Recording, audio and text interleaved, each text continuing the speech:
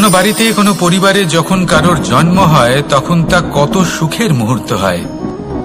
সেই ছোট্ট সন্তান যখন কিছুটা বড় হয় সে হাঁটার চেষ্টা করে, আর সেই প্রক্রিয়াতেও খুব বড় একটা শিক্ষা লুকিয়ে রয়েছে, ঠেলে দেওয়া। যখন আপনি হাঁটতে চান, সামনে এগোতে চান, তখন আপনি কি করেন? নিজের পায়ের তলার যে মাটি তাকে আপনি পেছনে ঠেলে দেন। ব্যাস, এই একই জিনিস তো জীবনেও শিখতে হবে।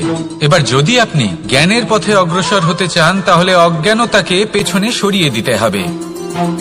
যদি আপনি প্রকাশের দিকে এগোতে চান তাহলে অন্ধকারকে পেছনে সরিয়ে দিতে হবে। যদি আপনি ভবিষ্যতে সফল হতে চান তাহলে অতীতের যে অসফলতাগুলিকে পেছনে সরিয়ে দিতে হবে। যে জল বইতে বইতে থেমে যায় তাকে আমরা নালা বলে থাকি, তার থেকে দুর্গন্ধ বের হয়। কিন্তু যে জল বইতেই থাকে তাকেই আমরা পবিত্র জল বলি। তাহলে আপনিও কর্ম করতে থাকুন, কখনো থামবেন না, আর আমার সাথে ভালোবেসে বলুন রাধা রাধা। বিষ এবং অমৃত, এর ভিত্তিতেই সংসার চক্র চলতে থাকে। যখন সমুদ্র মন্থন হয়েছিল তখন এই দুই প্রাপ্ত হয়েছিল। প্রথমে বিষ পাওয়া গেল, তারপর অমৃত। জীবন মন্থন করলেও এগুলো লাভ করা যায়।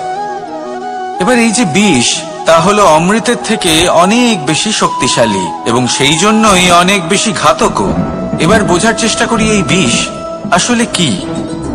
যে কোনো বস্তু বা কোনো ভাব যদি মাত্রার থেকে বেশি পরিমাণে আপনার কাছে থাকে, প্রয়োজনের থেকে বেশি আপনার কাছে থাকে, তাহলে সেটা আপনার কাছে বিষ সমান হতে পারে।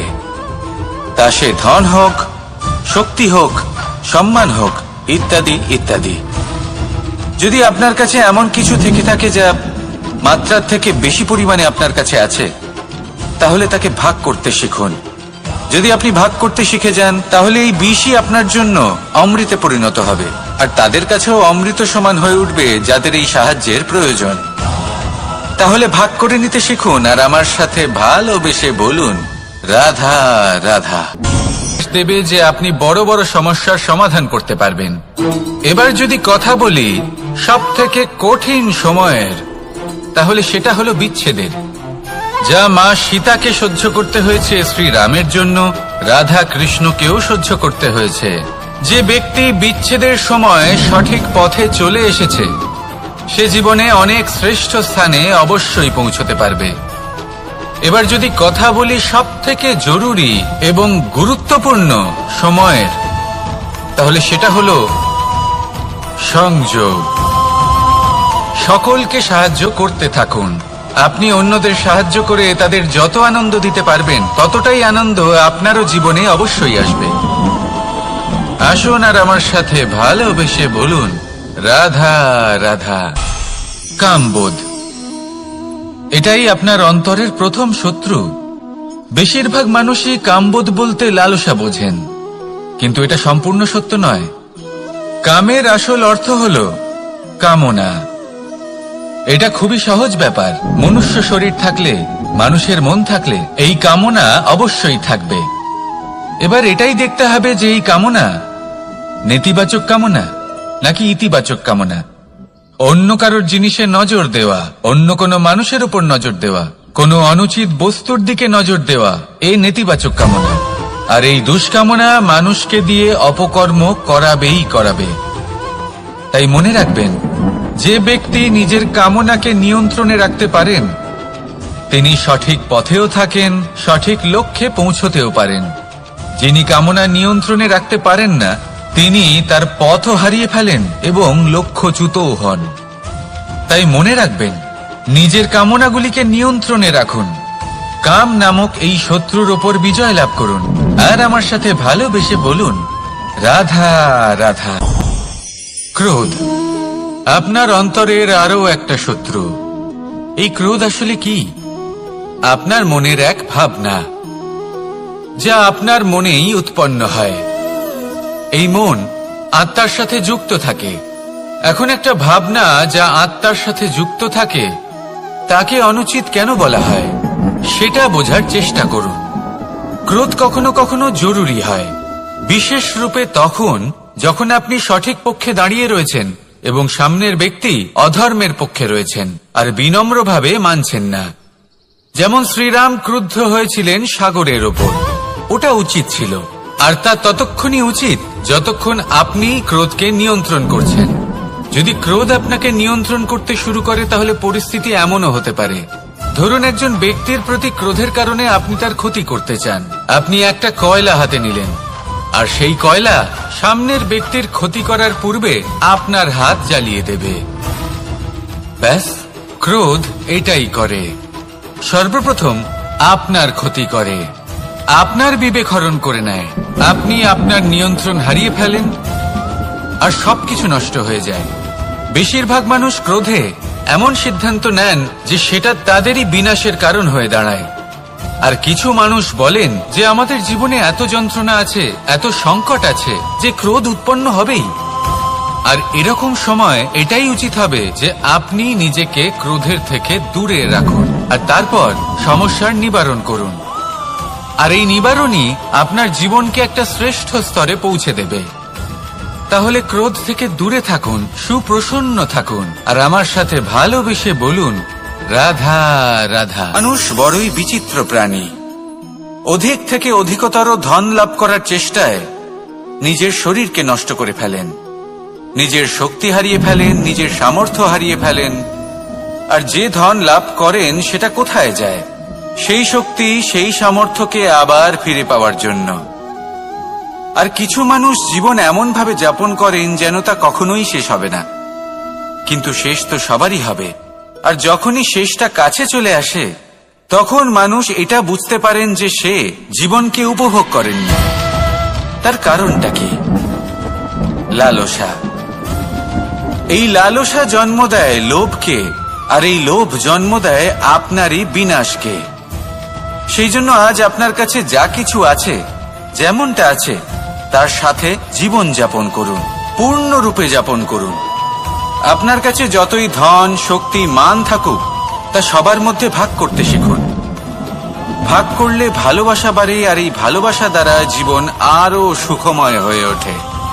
তাহলে আসুন আর আমার সাথে ভালোবেসে বলুন রাধা রাধা।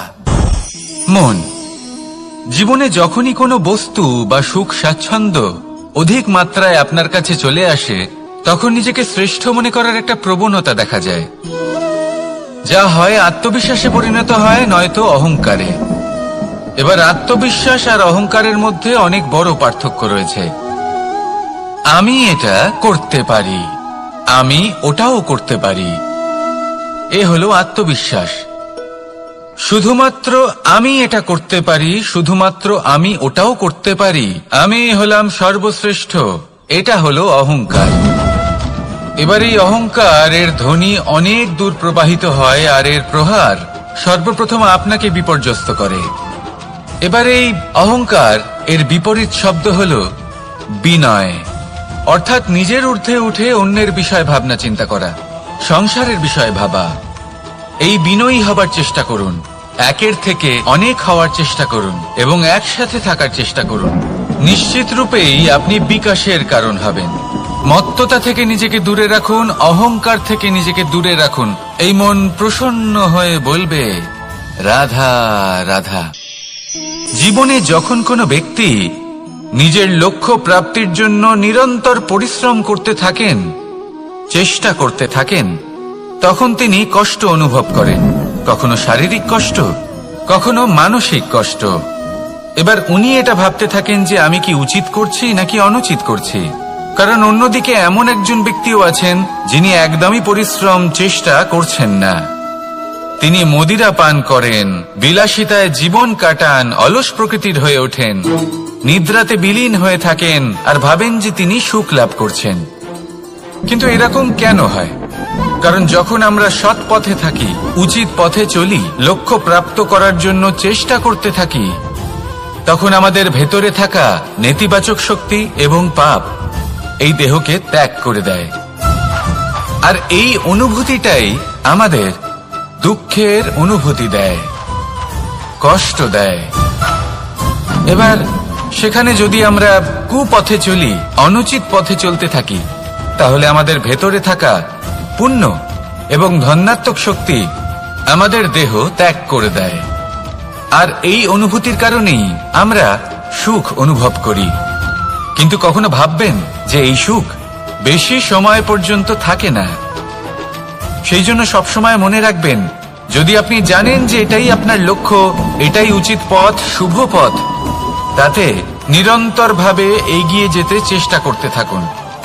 এই কষ্ট আপনাকে সুখের পরাকাষ্ঠায় কখন পৌঁছে দেবে তা আপনি জানতেই পারবেন না। আসুন আমার সাথে ভালোবেসে বলুন, রাধা রাধা। ঈর্ষা আমাদেরই মনে বসবাস করা আরো একটা শত্রু। তবে এই শত্রু কখনো কখনো আমাদের জন্য লাভদায়কও হতে পারে, কিন্তু যদি আমরা সতর্ক না থাকি তাহলে সেটা ততটাই ঘাতক হয়ে উঠতে পারে।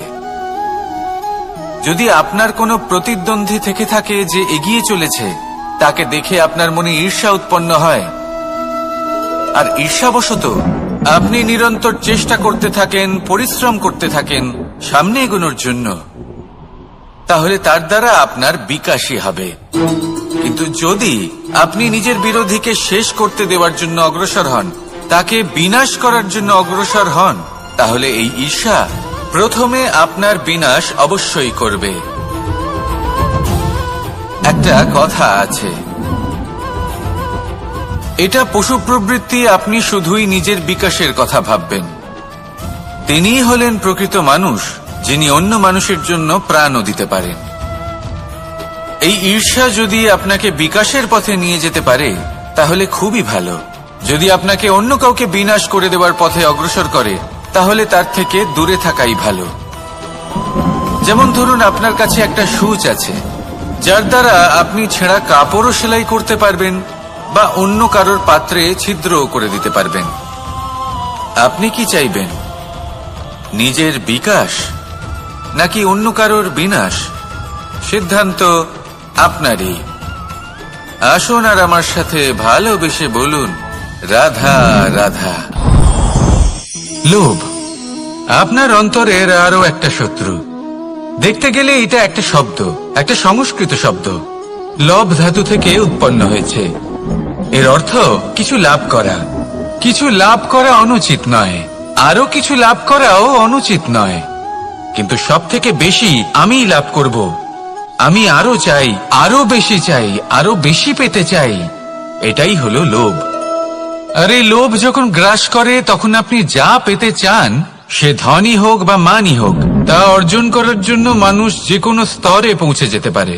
যদি মানুষ ধন অর্জন করতে চান, তাহলে তার জন্য তারা অধর্মের পথেও চলতে পারেন। যদি সম্মান অর্জন করতে চান, তাহলে অন্য মানুষকে ছোটও করতে পারেন।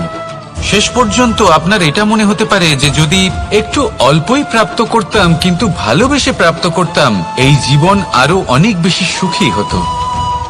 লোভ আপনার জীবনে, আপনার মনে কখন যে প্রবেশ করবে সেটা আপনি জানতেও পারবেন না। তাই এটা চিনতে শিখুন আর তৎক্ষণাৎ জীবন থেকে বাইরে ফেলে দিন।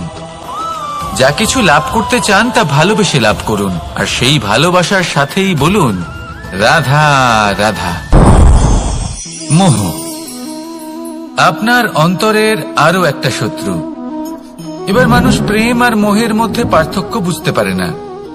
কিছু মানুষ ভাবে যে মোহর মধ্যে খারাপ কি আছে। যদি কোনো মানুষের তার বাবা মার প্রতি, তার সন্তানের প্রতি মোহ থাকে, তবে খারাপ কি আছে? খারাপ আছে, আর সেটা তাদের জন্য খারাপ হতে পারে যাদের প্রতি আপনার এই মোহ আছে। এবার মোহ, এই দুই পরিস্থিতিতেই আপনার হাত প্রসারিত থাকে। মোহের ক্ষেত্রে কোনো বস্তু বা কোনো ব্যক্তিকে লাভ করার জন্য, আর প্রেমে শুধুই প্রদান করার জন্য। মোহর বশে আপনার পায়ে বাঁধন পড়ে যেতে পারে।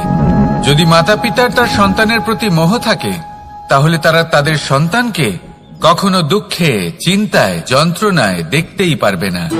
সেই জন্য তারা সন্তানকে বেঁধে রাখতে চান একটা সুরক্ষিত ক্ষেত্রে, যেখান থেকে না তারা সংসারকে দেখতে পায়, না পরখ করতে পারে, না কিছু শিখতে পারে, না বিকট পরিস্থিতির সম্মুখীন হতে পারে।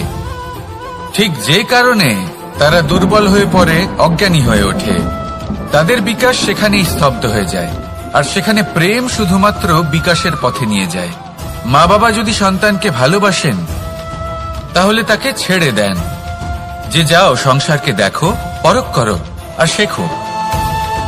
কিভাবে এর সাথে লড়াই করতে হবে সেটা নিজে শেখো। নিজের শক্তি নিজেই বাড়িয়ে তোলো, নিজের পথ চয়ন করো। সেই জন্য এই মোহর শিকল ভেঙে ফেলুন আর প্রেমকে আপন করে নিন। আর এই প্রেম দ্বারাই বলুন রাধা রাধা। এই সংসারে এমন অনেক ব্যক্তি আছেন যারা নিজেদের প্রসন্নতার জন্য স্বার্থপরতার সীমা পার করে যেতে পারেন। নিজে সুখ লাভ করার জন্য অন্যকে দুঃখ দিতে পারেন। ওনাদের কারোর প্রতি কোনো টান নেই, না সমাজের প্রতি, না আপনজনদের প্রতি, না ঈশ্বরের প্রতি। এবার দেখুন, মানুষ যদি কাউকে ভয় নাও পায়, তাও নিজের কর্মের কথা মনে করে অবশ্যই ভয় পাওয়া উচিত। কারণ আপনি যা কর্মই করুন তার ফল নিজে থেকে আপনার কাছে আসবেই, নিশ্চিত রূপে আসবে। তার থেকে আপনি পালাতে পারবেন না। কেউ নিজের কর্মফলের হাত থেকে বাঁচতে পারে না। স্বয়ং মহাদেবকেও ওনার কর্মফল ভোগ করতে হয়েছিল। উনি কিছু না ভেবেই ভস্মাসুরকে বর দিয়েছিলেন। তার পরিণাম স্বরূপ যেটা হলো যে ওই ভস্মাসুর, যাকে মহাদেব বরদান করেছিলেন, তার হাত থেকে নিজের প্রাণ বাঁচিয়ে ওনাকে পালাতে হলো। এই সংসারে এমন কেউ নেই যে নিজের কর্মফলের হাত থেকে বাঁচতে পারে। সবসময় এটা ভেবে দেখুন যে কর্মটা আপনি করছেন সেটা শ্রেষ্ঠ কিনা। এমন কর্ম করুন যেটা আপনাকে জীবনে এগিয়ে নিয়ে যাবে। নিজেকে সৎ পথে রাখুন, কিন্তু এটাও সুনিশ্চিত করুন যে জীবনে যে কর্ম আপনি করছেন তাতে অন্য ব্যক্তির উপর কি প্রভাব পড়ছে, তাতে উনি দুঃখ পাচ্ছেন না তো। যদি আপনি যা করছেন তাতে সবার মঙ্গল হয়ে থাকে, তাহলে আপনার কাউকে ভয় পাওয়ার কোনো প্রয়োজন নেই। না কালকে ভয় পাবেন, না মহাকালকে। আসুন আমার সাথে ভালোবেসে বলুন রাধা রাধা। জীবনে যখনই আমরা কোনো বিশেষ মানুষের সাথে পরিচিত হই, তখন তার ব্যক্তিত্বের বিষয়ে আমাদের একটি নিজস্ব দৃষ্টিভঙ্গি তৈরি হয়। তা সে ভালো হোক বা মন্দ, আমরা নিজেদের দৃষ্টিভঙ্গি, নিজেদের ধারণা বানিয়ে ফেলি। কিন্তু আপনি কি নিশ্চিত রূপে বলতে পারেন যে এই যে আপনার দৃষ্টিভঙ্গি, সেটাই সেই ব্যক্তির পূর্ণ সত্য? সেই ব্যক্তি সত্যি সেরকমই। বোঝার জন্য আপনাকে সেই ব্যক্তির কাছাকাছি থাকতে হবে। তিনি কতটা অহংকারী বা কতটা সজ্জন সেটা বোঝার জন্য আপনাকে সেই ব্যক্তিকে সম্মান দিয়ে দেখতে হবে। সেই ব্যক্তি কতটা লোভী বা কতটা সরল সেটা বোঝার জন্য তাকে ধন দিয়ে দেখতে হবে। সেই ব্যক্তির কতগুলো খারাপ গুণ আছে সেটা বোঝার জন্য সেই ব্যক্তিকে স্বাধীনতা দিয়ে দেখতে হবে। তবেই তাকে আপনি বুঝতে পারবেন। যে কোনো মানুষকে বোঝা, তার ব্যক্তিত্ব বুঝে ওঠা এতটা সহজ কাজ নয়। যতক্ষণ কোনো ব্যক্তির ব্যক্তিত্ব সম্পর্কে স্পষ্ট ধারণা না হয়, ততক্ষণ সেই ব্যক্তির সাথে সম্পর্কে অগ্রসর হওয়া উচিত হবে না। আসুন আমার সাথে ভালোবেসে বলুন রাধা রাধা। এই সংসারের দুটি সব থেকে শক্তিশালী শব্দ হল নীরবতা এবং প্রসন্নতা। এই দুটি সব থেকে বেশি কঠিনও। এবার আপনি বলবেন এতে কঠিনের কি আছে? না, ক্ষেত্র বিশেষে নিজে নীরব থাকা হলো অত্যন্ত কঠিন। আর তার থেকেও বেশি কঠিন হলো বিকট পরিস্থিতিতে নিজেকে প্রসন্ন রাখা। কিন্তু যদি আপনি এটা শিখে যান, তাহলে এই নীরবতাই আপনাকে জীবনে অনেক বড় বড় সমস্যার হাত থেকে বাঁচাবে। এই প্রসন্নতা আপনাকে বিকটতর পরিস্থিতি থেকে বেরিয়ে আসতে শক্তি যোগাবে। তাই এই গুণ আত্মসাৎ করুন আর আমার সাথে ভালোবেসে বলুন রাধা রাধা। আমরা সবাই জীবনে কামনা করি। কেউ ধন সম্পত্তির কামনা করি, কেউ ভালোবাসার, কেউ বন্ধুদের, কেউ নাম খ্যাতি আদি ইত্যাদি। এগুলো লাভ করার জন্য আমরা চেষ্টা করতে থাকি, পরিশ্রম করতে থাকি। কিছু সময় পরে অর্জনও করে ফেলি, কিন্তু সবকিছু অর্জন করার কিছু সময় পরে এরা রুষ্ট হয়ে যান, আমাদের থেকে দূরে চলে যান বা আমাদের থেকে কেড়ে নেওয়া হয়। এমনটা কেন হয়? এমনটা এই কারণে হয় কারণ মানুষের একটা দুর্বলতা আছে। কোনো কিছুই অর্জন করার পরে আস্তে আস্তে সে তার মূল্য, তার গুরুত্ব ভুলে যায়, তার জন্য চেষ্টা করা ছেড়ে দেয়। আর এটাই হলো সব থেকে বড় সমস্যা। ঠিক যেমন কোনো ব্যক্তি যিনি ধন অর্জন করতে চান তার জন্য কঠিন পরিশ্রম করেন, হয়তো ধন অর্জন করেও ফেলেন, তারপর আস্তে আস্তে ওই ধনের মূল্য ভুলে যান, উচিতভাবে তা প্রয়োগ করেন না, আস্তে আস্তে তার ধন তার সঙ্গ ত্যাগ করে দেয়, সমস্ত পরিশ্রম ব্যর্থ হয়ে যায়। সেই জন্য মনে রাখবেন, এই সংসারে কিছু অর্জন করা অত্যন্ত কঠিন ব্যাপার, কিন্তু তার থেকেও বেশি কঠিন হলো সেটা নিজের সাথে ধরে রাখা। তাই জীবনে যখনই আপনি কিছু অর্জন করবেন তার গুরুত্বটা বুঝুন, আর তারপরে সময় সময় তার মূল্য নিজেকে স্মরণ করাতে থাকুন। কৃতজ্ঞ থাকুন যে আপনার পরিশ্রম আপনাকে এই ফল দান করেছে, আর চিরকাল পরিশ্রম করুন, তবেই আপনি যেটা লাভ করেছেন সেটা আপনার কাছে থেকে যাবে। আসুন আর আমার সাথে ভালোবেসে বলুন, রাধা রাধা। এই সংসারে আপনার সব থেকে বড় বন্ধু কে?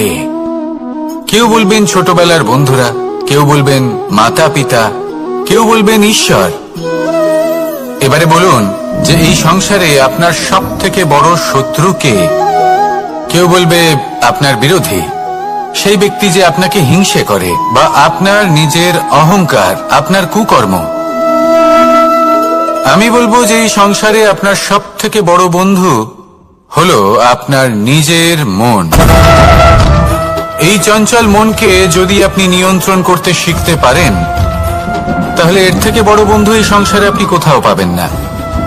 সেখানেই যদি এই মন আপনাকে বশ করে ফেলে, তাহলে সংসারে এর থেকে বড় শত্রু আপনি কোথাও পাবেন না। সেই জন্য এই সংসারকে নিয়ন্ত্রণ করার চেষ্টা ত্যাগ করুন। প্রথমে এই মনকে নিয়ন্ত্রণ করতে শিখে যান, তাহলে এই জীবন নিজে থেকেই সাফল্যের পথে অগ্রসর হবে। আর তখন এই মন প্রসন্ন হয়ে বলবে, রাধা রাধা। সংসারে যদি আপনি শুভ কিছু অর্জন করতে চান, তাহলে দুটি পথ আছে। প্রথম হলো ধর্ম, আর দ্বিতীয় হলো কর্ম। কিছু ব্যক্তি এমন কথাও বলেন যে আমরা তো ধর্মের পথেই অগ্রসর ছিলাম, আমরা তো লক্ষ্য প্রাপ্ত করতে পারলাম না, বরং আমাদের নিন্দা হলো। এবার এরকমটা ঠিক কেন হয়? এরকম এই কারণে হয়, কারণ দেখতে গেলে ধর্ম সবসময় আমাদের এমন পথ দেখায় যেটা আমাদের একটা শুভ লক্ষ্য প্রাপ্তিতে সাহায্য করে, কিন্তু সেই লক্ষ্যে আমাদের পৌঁছতে হবে নিজেদের কর্ম দ্বারা। যদি আপনি ধর্মের পথে অগ্রসর হয়ে থাকেন, তাহলে আপনাকে কর্মও করতে হবে। যদি ধর্মের পথে চলেন কিন্তু কর্ম না করেন, তাহলে লক্ষ্য প্রাপ্তি হবে না। ঠিক সেইভাবেই যদি আপনি কর্ম করতে থাকেন কিন্তু ধর্মের পথে না চলেন, তাও লক্ষ্য প্রাপ্তি হবে না। মনে রাখবেন যে ধর্ম এবং কর্ম হলো একটি মুদ্রার দুই পিঠের সমান। এদের নিজের জীবনে আত্মসাৎ করুন এবং অগ্রসর হন। এই সংসারের প্রত্যেক লক্ষ্য আপনার হবে। আসুন আমার সাথে ভালোবেসে বলুন, রাধা রাধা। প্রত্যেক মানুষ জীবনযাপন করেন, কিন্তু প্রত্যেক মানুষ বেঁচে থাকার রসদ জোগাড় করতে পারেন না। তাহলে কি করা যায়? জীবনের রসদ কিভাবে জোগাড় করা যায়? কিভাবে আমাদের চেষ্টা করে যাওয়া উচিত? আমাদের কি করা উচিত? কিছু কাজ আছে যেগুলো আপনাদের করতে হবে। সর্বপ্রথম, জীবনে যখনই কোনো সমস্যা আসবে, তখন নিরপেক্ষভাবে তার সম্মুখীন হন। তা সে যে সমস্যাই হোক, সেটা সমাধান করার জন্য আপনাকে শুভ পথ নির্বাচন করতেই হবে। তারপরে যদি আপনার হাতে কখনো ক্ষমতা আসে, সেই মুহূর্তে আরো বেশি বিনম্র থাকতে হবে। আপনি ধন অর্জন করলে তখন অহংকার জাগ্রত হতে দিলে চলবে না। আপনি যদি শক্তিশালী হয়ে ওঠেন, তাও অহংকার জাগ্রত হলে চলবে না। জীবনে যখনই ক্রোধ হবে, তখন নিজেকে নিয়ন্ত্রণ করুন, আর ভেবে দেখুন যে যদি এই মুহূর্তে আপনি ক্রোধ দেখান, তাহলে তার পরিণাম কি হবে। এর ফলে কি কিছু শুভ ঘটনা ঘটবে নাকি অশুভ কিছু ঘটবে? শুধু এই কটা কাজ নিজেদের জীবনে আত্মসাৎ করুন, জীবন যাপন অত্যন্ত সহজ হয়ে যাবে। আসুন আমার সাথে ভালোবেসে বলুন, রাধা। মানুষ বড়ই বিচিত্র প্রাণী। অধিক থেকে অধিকতর ধন লাভ করার চেষ্টায় নিজের শরীরকে নষ্ট করে ফেলেন, নিজের শক্তি হারিয়ে ফেলেন, নিজের সামর্থ্য হারিয়ে ফেলেন। আর যে ধন লাভ করেন সেটা কোথায় যায়? সেই শক্তি, সেই সামর্থ্যকে আবার ফিরে পাওয়ার জন্য। আর কিছু মানুষ জীবন এমন ভাবে যাপন করেন যেন তা কখনোই শেষ হবে না। কিন্তু শেষ তো সবারই হবে। আর যখনই শেষটা কাছে চলে আসে তখন মানুষ এটা বুঝতে পারেন যে সে জীবনকে উপভোগ করেন। তার কারণটা কি? লালসা।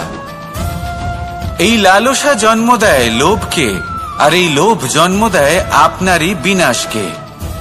সেই জন্য আজ আপনার কাছে যা কিছু আছে, যেমনটা আছে, তার সাথে জীবন যাপন করুন, পূর্ণরূপে যাপন করুন।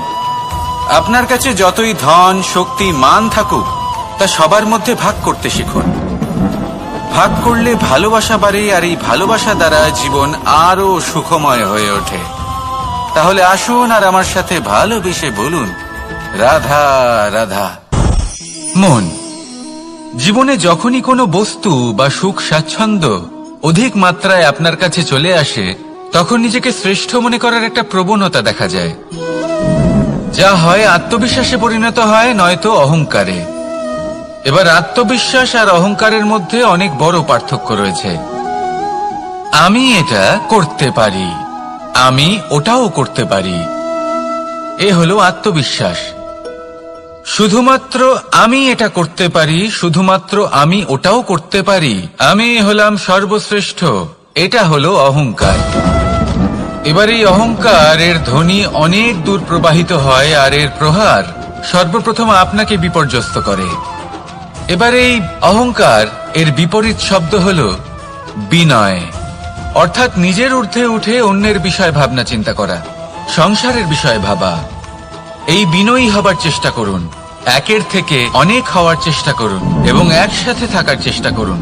নিশ্চিত রূপেই আপনি বিকাশের কারণ হবেন। মত্ততা থেকে নিজেকে দূরে রাখুন, অহংকার থেকে নিজেকে দূরে রাখুন। এই মন প্রসন্ন হয়ে বলবে, রাধা রাধা।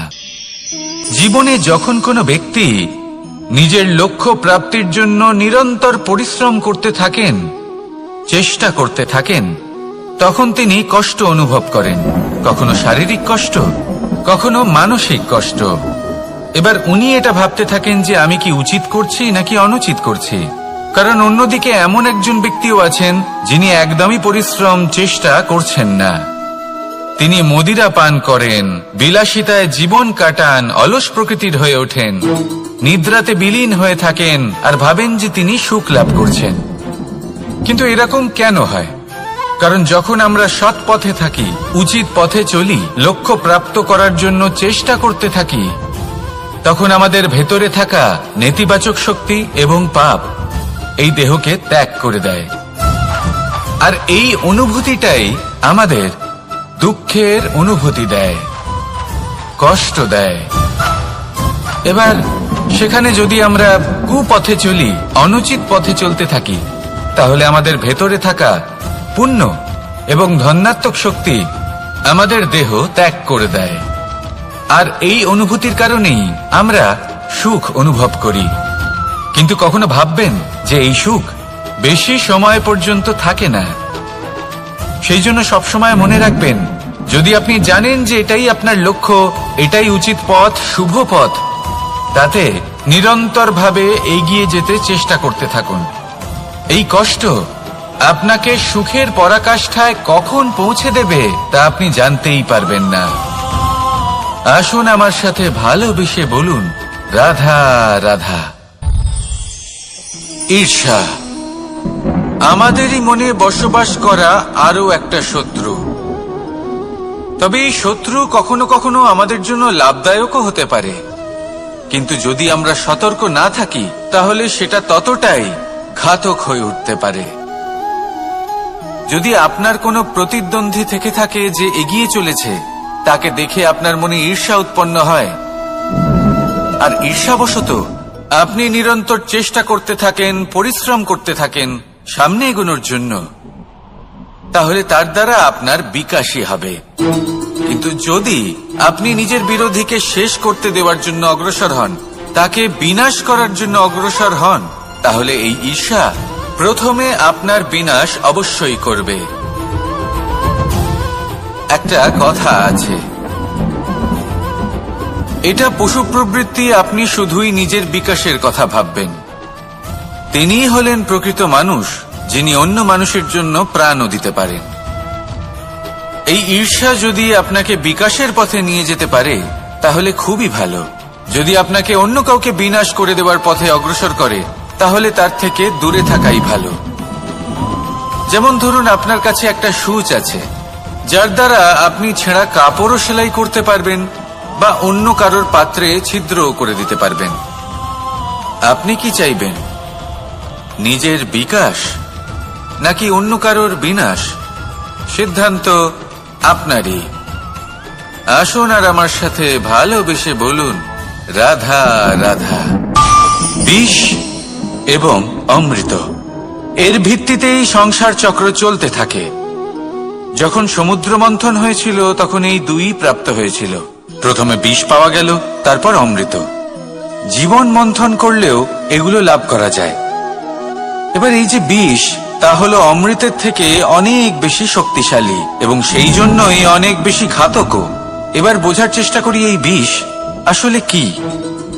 যে কোনো বস্তু বা কোনো ভাব যদি মাত্রার থেকে বেশি পরিমাণে আপনার কাছে থাকে, প্রয়োজনের থেকে বেশি আপনার কাছে থাকে, তাহলে সেটা আপনার কাছে বিষ সমান হতে পারে। তা সে ধন হোক, শক্তি হোক, সম্মান হোক, ইত্যাদি ইত্যাদি। যদি আপনার কাছে এমন কিছু থেকে থাকে যা মাত্রার থেকে বেশি পরিমাণে আপনার কাছে আছে, তাহলে তাকে ভাগ করতে শিখুন। যদি আপনি ভাগ করতে শিখে যান তাহলে এই বিষই আপনার জন্য অমৃতে পরিণত হবে, আর তাদের কাছেও অমৃত সমান হয়ে উঠবে যাদের এই সাহায্যের প্রয়োজন। তাহলে ভাগ করে নিতে শিখুন আর আমার সাথে ভালোবেসে বলুন, রাধা রাধা।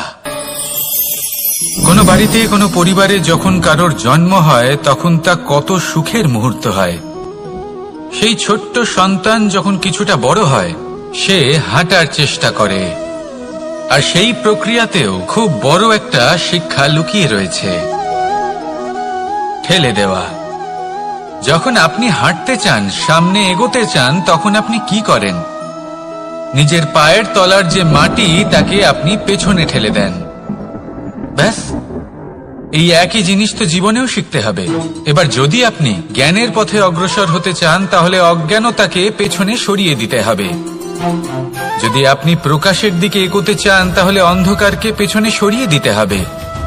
যদি আপনি ভবিষ্যতে সফল হতে চান তাহলে অতীতের যে অসফলতাগুলিকে পেছনে সরিয়ে দিতে হবে। যে জল বইতে বইতে থেমে যায় তাকে আমরা নালা বলে থাকি, তার থেকে দুর্গন্ধ বের হয়। কিন্তু যে জল বইতেই থাকে তাকেই আমরা পবিত্র জল বলি। তাহলে আপনিও কর্ম করতে থাকুন, কখনো থামবেন না, আর আমার সাথে ভালোবেসে বলুন, রাধা রাধা। যোগাসন। যোগাসনে আসন অত্যন্ত গুরুত্বপূর্ণ। এবার আমি বলবো সবথেকে শ্রেষ্ঠ আসন কোনটি। আশ্বাস। নিজেকে আশ্বস্ত করতে থাকুন যে আমি আছি, সব ঠিক হবে, যা হচ্ছে ভালোর জন্য হচ্ছে। এই আশ্বাস আপনাকে জীবনে এমন ধনাত্মক বিশ্বাস দেবে যে আপনি বড় বড় সমস্যার সমাধান করতে পারবেন। এবার যদি কথা বলি সবথেকে কঠিন সময়ের, তাহলে সেটা হলো বিচ্ছেদের। যা মা সীতাকে সহ্য করতে হয়েছে শ্রীরামের জন্য, রাধা কৃষ্ণকেও সহ্য করতে হয়েছে। যে ব্যক্তি বিচ্ছেদের সময় সঠিক পথে চলে এসেছে সে জীবনে অনেক শ্রেষ্ঠ স্থানে অবশ্যই পৌঁছতে পারবে। এবার যদি কথা বলি সবথেকে জরুরি এবং গুরুত্বপূর্ণ সময়ের, তাহলে সেটা হলো সংযোগ। সকলকে সাহায্য করতে থাকুন। আপনি অন্যদের সাহায্য করে তাদের যত আনন্দ দিতে পারবেন ততটাই আনন্দ আপনারও জীবনে অবশ্যই আসবে। আসুন আর আমার সাথে ভালোবেসে বলুন, রাধা রাধা। কামবোধ। এটাই আপনার অন্তরের প্রথম শত্রু। বেশিরভাগ মানুষই কামবোধ বলতে লালসা বোঝেন, কিন্তু এটা সম্পূর্ণ সত্য নয়। কামের আসল অর্থ হল কামনা। এটা খুবই সহজ ব্যাপার। মনুষ্য শরীর থাকলে, মানুষের মন থাকলে এই কামনা অবশ্যই থাকবে। এবার এটাই দেখতে হবে যে এই কামনা নেতিবাচক কামনা নাকি ইতিবাচক কামনা। অন্য কারোর জিনিসে নজর দেওয়া, অন্য কোনো মানুষের উপর নজর দেওয়া, কোনো অনুচিত বস্তুর দিকে নজর দেওয়া, এই নেতিবাচক কামনা। আর এই দুষ্কামনা মানুষকে দিয়ে অপকর্ম করাবেই করাবে। তাই মনে রাখবেন, যে ব্যক্তি নিজের কামনাকে নিয়ন্ত্রণে রাখতে পারেন তিনি সঠিক পথেও থাকেন, সঠিক লক্ষ্যে পৌঁছতেও পারেন। যিনি কামনা নিয়ন্ত্রণে রাখতে পারেন না তিনি তার পথও হারিয়ে ফেলেন এবং লক্ষ্যচ্যুতও হন। তাই মনে রাখবেন, নিজের কামনাগুলিকে নিয়ন্ত্রণে রাখুন। কাম নামক এই শত্রুর ওপর বিজয় লাভ করুন। আর আমার সাথে ভালোবেসে বলুন, রাধা রাধা। ক্রোধ আপনার অন্তরের আরো একটা শত্রু। এই ক্রোধ আসলে কি? আপনার মনের এক ভাবনা, যা আপনার মনেই উৎপন্ন হয়। এই মন আত্মার সাথে যুক্ত থাকে। এখন একটা ভাবনা যা আত্মার সাথে যুক্ত থাকে তাকে অনুচিত কেন বলা হয় সেটা বোঝার চেষ্টা করুন। ক্রোধ কখনো কখনো জরুরি হয়, বিশেষ রূপে তখন যখন আপনি সঠিক পক্ষে দাঁড়িয়ে রয়েছেন এবং সামনের ব্যক্তি অধর্মের পক্ষে রয়েছেন আর বিনম্রভাবে মানছেন না। যেমন শ্রীরাম ক্রুদ্ধ হয়েছিলেন সাগরের ওপর। ওটা উচিত ছিল, আর তা ততক্ষণই উচিত যতক্ষণ আপনি ক্রোধকে নিয়ন্ত্রণ করছেন। যদি ক্রোধ আপনাকে নিয়ন্ত্রণ করতে শুরু করে তাহলে পরিস্থিতি এমনও হতে পারে, ধরুন একজন ব্যক্তির প্রতি ক্রোধের কারণে আপনি তার ক্ষতি করতে চান। আপনি একটা কয়লা হাতে নিলেন আর সেই কয়লা সামনের ব্যক্তির ক্ষতি করার পূর্বে আপনার হাত জ্বালিয়ে দেবে। ব্যাস, ক্রোধ এটাই করে। সর্বপ্রথম আপনার ক্ষতি করে, আপনার বিবেক হরণ করে নেয়। আপনি আপনার নিয়ন্ত্রণ হারিয়ে ফেলেন আর সবকিছু নষ্ট হয়ে যায়। বেশিরভাগ মানুষ ক্রোধে এমন সিদ্ধান্ত নেন যে সেটা তাদেরই বিনাশের কারণ হয়ে দাঁড়ায়। আর কিছু মানুষ বলেন যে আমাদের জীবনে এত যন্ত্রণা আছে, এত সংকট আছে যে ক্রোধ উৎপন্ন হবেই। আর এরকম সময় এটাই উচিত হবে যে আপনি নিজেকে ক্রোধের থেকে দূরে রাখুন আর তারপর সমস্যার নিবারণ করুন। আর এই নিবারণই আপনার জীবনকে একটা শ্রেষ্ঠ স্তরে পৌঁছে দেবে। তাহলে ক্রোধ থেকে দূরে থাকুন, সুপ্রসন্ন থাকুন আর আমার সাথে ভালোবেসে বলুন, রাধা রাধা। লোভ আপনার অন্তরের আরো একটা শত্রু। দেখতে গেলে এটা একটা শব্দ, একটা সংস্কৃত শব্দ। লব ধাতু থেকে উৎপন্ন হয়েছে। এর অর্থ কিছু লাভ করা। কিছু লাভ করা অনুচিত নয়, আরো কিছু লাভ করাও অনুচিত নয়, কিন্তু সব থেকে বেশি আমি লাভ করব, আমি আরো চাই, আরো বেশি চাই, আরো বেশি পেতে চাই, এটাই হলো লোভ। আর এই লোভ যখন গ্রাস করে তখন আপনি যা পেতে চান, সে ধনই হোক বা মানই হোক, তা অর্জন করার জন্য মানুষ যে কোনো স্তরে পৌঁছে যেতে পারে। যদি মানুষ ধন অর্জন করতে চান তাহলে তার জন্য তারা অধর্মের পথেও চলতে পারেন। যদি সম্মান অর্জন করতে চান তাহলে অন্য মানুষকে ছোটও করতে পারেন। শেষ পর্যন্ত আপনার এটা মনে হতে পারে যে যদি একটু অল্পই প্রাপ্ত করতাম কিন্তু ভালোবেসে প্রাপ্ত করতাম, এই জীবন আরো অনেক বেশি সুখী হতো। লোভ আপনার জীবনে, আপনার মনে কখন যে প্রবেশ করবে সেটা আপনি জানতেও পারবেন না। তাই এটা চিনতে শিখুন আর তৎক্ষণাৎ জীবন থেকে বাইরে ফেলে দিন। যা কিছু লাভ করতে চান তা ভালোবেসে লাভ করুন আর সেই ভালোবাসার সাথেই বলুন, রাধা রাধা।